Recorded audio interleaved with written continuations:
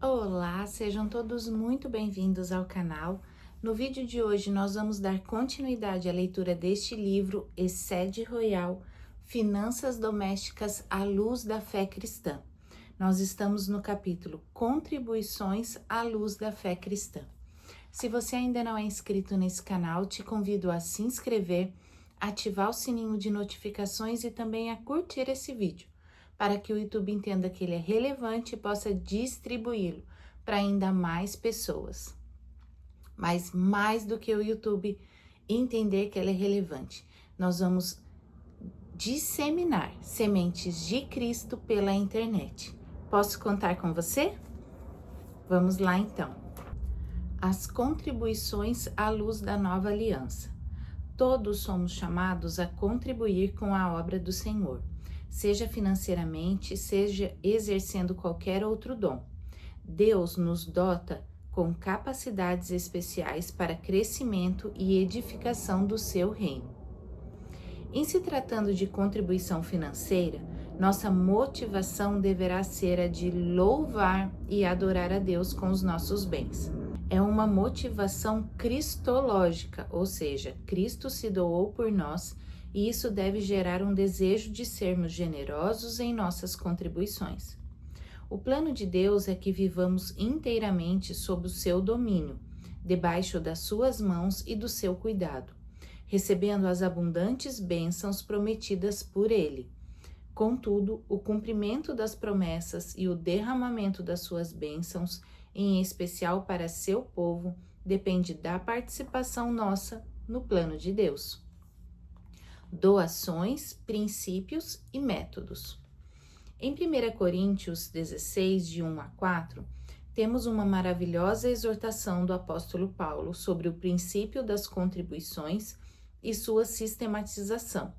Em 1 Coríntios 16, 2 diz: No primeiro dia da semana, cada um de vós ponha de parte em casa, conforme a sua prosperidade, e vá juntando, para que se não façam coletas quando eu for.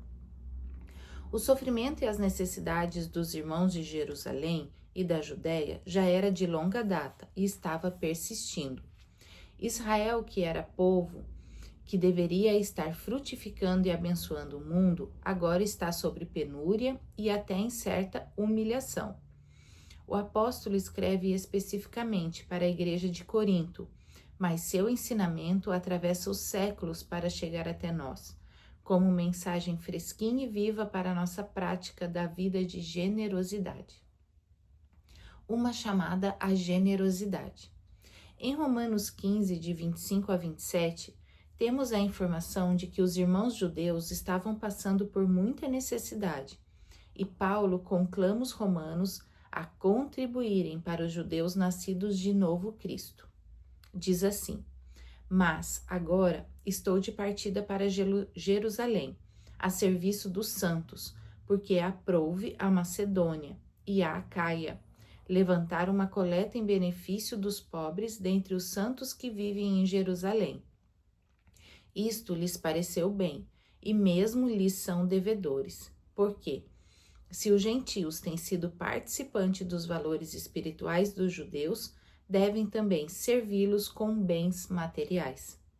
Então aqui Paulo desafia os cristãos gentios da Acaia, Galácia e Roma a oferecerem recursos para o alívio dos irmãos de Jerusalém.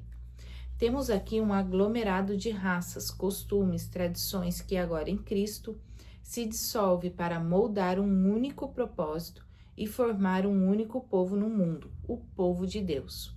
Cristo Jesus era o homem, o Salvador, não de um único povo, como supunham anteriormente os judeus, mas Jesus é o Salvador do mundo inteiro.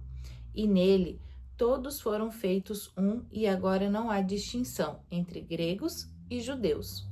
Agora, Jerusalém, Corinto e Galácia estão unidos por um objetivo comum a todos. Esta unidade pode ser bem ilustrada por um bloco de ímã entre pedaços de ferro.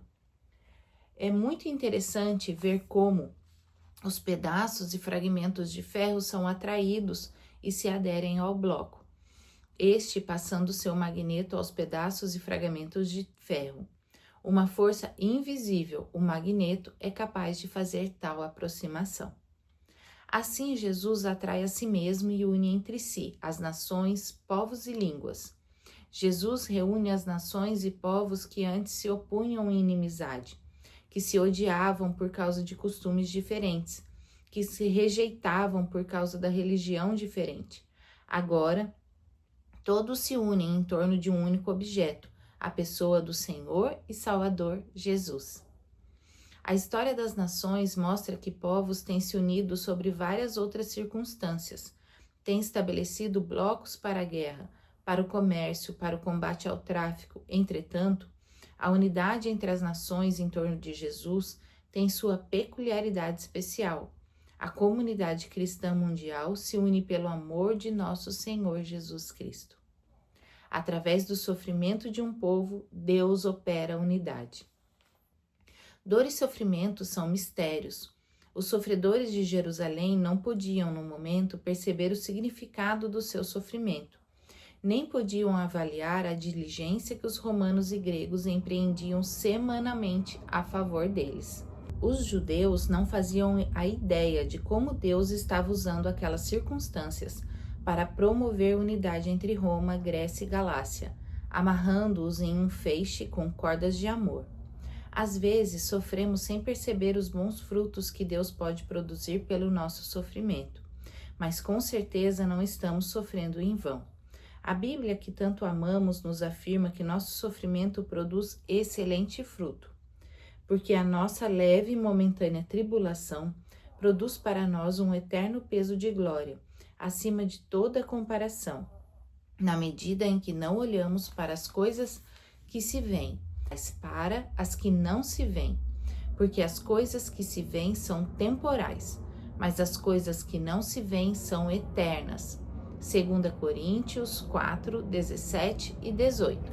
Há um peso de glória em nosso sofrimento e há uma realidade de um mistério que está além da nossa capacidade de ver, que aqui Paulo fala como sendo coisas que não se veem.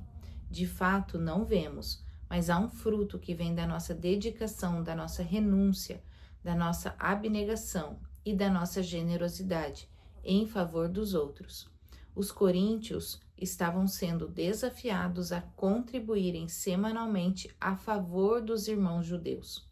Os princípios de doar e seu exercício.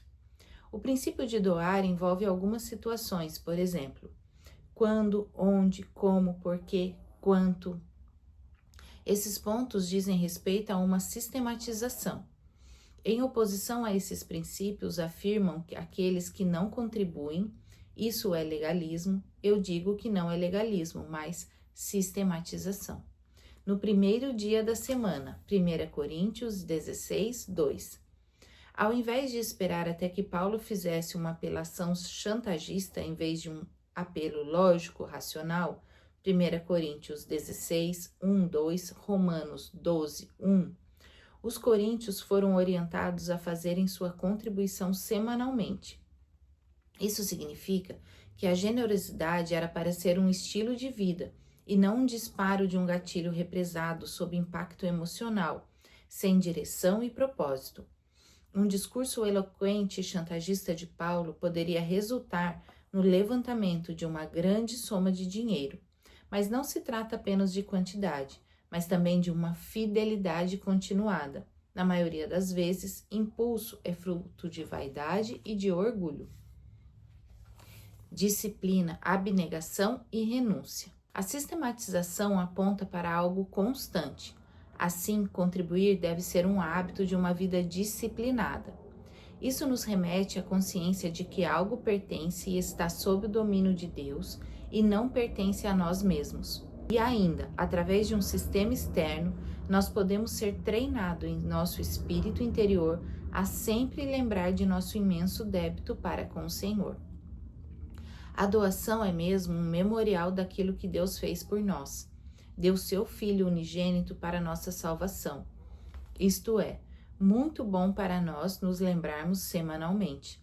A sistematização da prática de doar estabelece um fundamento para a vida e economia ou mordomia cristã. Isso, por sua vez, produz alegria e prazer em contribuir. Com quanto contribuir? Paulo sugere a medida da liberalidade com que os coríntios deveriam contribuir. Cada um de vós ponha de parte em casa conforme a sua prosperidade. Coríntios 16, 2. Mais uma vez, Paulo trata a questão do ponto de vista dos princípios e não sob o prisma legalista. Uma grande oportunidade para o exercício da consciência cristã. É como se Paulo dissesse: quanto você estima que deve ao Senhor? Deus nos enriquece e faz prosperar de muitas maneiras. Em saúde, capacidade de trabalho, inteligência, bens, tempo e muito mais. É como diz em Eclesiastes 3, de 11 a 14. Tudo fez Deus formoso no seu devido tempo. Também pôs a eternidade no coração do homem, sem que esse possa descobrir as obras que Deus fez desde o princípio até o fim. Sei que nada há melhor para o homem do que regozijar-se e levar vida regalada. E também que é bom de Deus que possa o homem comer, beber e desfrutar o bem de todo o seu trabalho. Sei que tudo quanto Deus faz durará eternamente. Nada se lhe pode acrescentar e nada lhe tirar. E isso faz Deus para que os homens temam diante dele. Nem sempre se contribui da mesma proporção da nossa prosperidade. O ser humano não oferta na mesma proporção da prosperidade recebida de Deus, porque não tem a coragem nem o zelo de sistematizar suas contribuições. Aqueles que mais têm nem sempre são os que mais contribuem, mas ao contrário, o que se percebe é que os menos favorecidos têm se mostrado os mais fiéis. Em 1 Timóteo 6, de 17 a 19, temos uma séria advertência. Exorte os ricos desse mundo a que não sejam orgulhosos nem depositem a sua esperança na instabilidade da riqueza, mas em Deus, que tudo nos proporciona ricamente para o nosso prazer.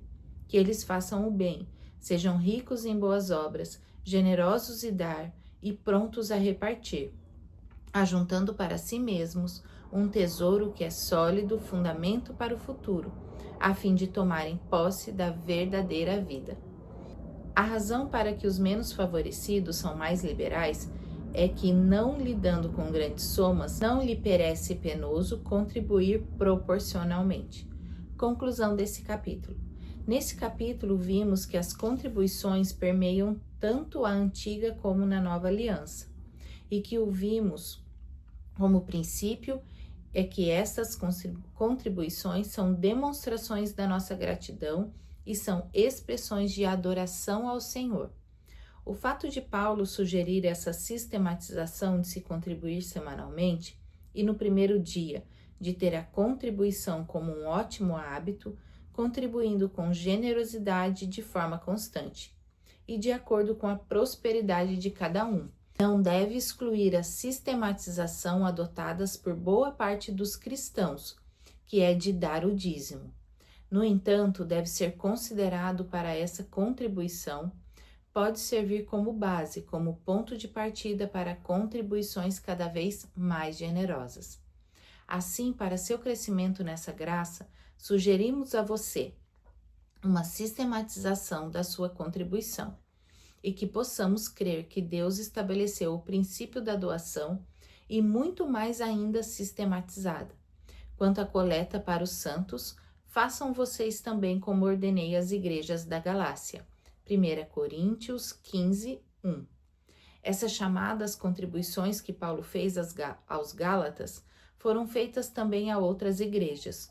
Por que teria Paulo feito esse paralelo entre a igreja de Corinto e a dos Gálatas? Uma razoável explicação é que Paulo se utilizava de um argumento moral para estimular as igrejas e se dedicarem ao mesmo propósito com a mesma dedicação. Esse possível estímulo seria causado por um sentimento chamado emulação. Paulo excita o sentimento de emulação entre as igrejas. Emulação é um sentimento de querer fazer igual ou até mais do que o meu paralelo, o meu cooperador ou concorrente. É um santo e poderoso desejo de se equiparar aos que desempenham bem suas agendas. Querer até superá-los com mais excelência. Estimulamos cada cristão a crescer em suas contribuições financeiras, a desenvolver uma sistematização de forma que possa avançar na graça de dar, de contribuir e, por meio deste ministério, possa expressar sua gratidão e adoração ao Senhor. Vamos terminando a leitura aqui por hoje. Desejo a todos vocês uma abençoada semana e até o próximo capítulo.